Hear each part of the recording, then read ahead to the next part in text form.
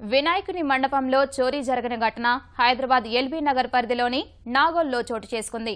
శనివారం అర్ధరాత్రి 2:30 గంటల సమయంలో ఆనంద్ నగర్లోని ఓ గణేశుని మండపం వద్ద దొంగతనం జరిగింది. దొంగలు విగ్రహం వద్ద ఉన్న లడ్డూ సహా ఎలక్ట్రానిక్ పరికరాలను అపహరించారు. ద్విచక్ర వాహనంపై 3 యువకులు రాగా వారిలో ఒకరు వస్తువులను అపహరిస్తున్న దృశ్యాలు పక్కనే ఉన్న ఇంట్లోని సీసీ కెమెరాలో నిక్షిప్తమయ్యాయి. నిర్వాహకుల ఫిర్యాదుతో పోలీసులు దర్యాప్తు చేపట్టారు.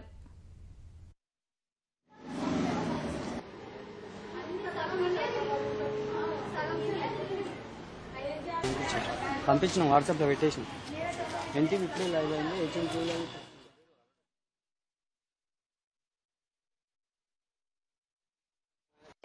ఫ్రెండ్స్ యూత్ అసోసియేషన్ తరఫున వినాయకుని స్థాపించాము.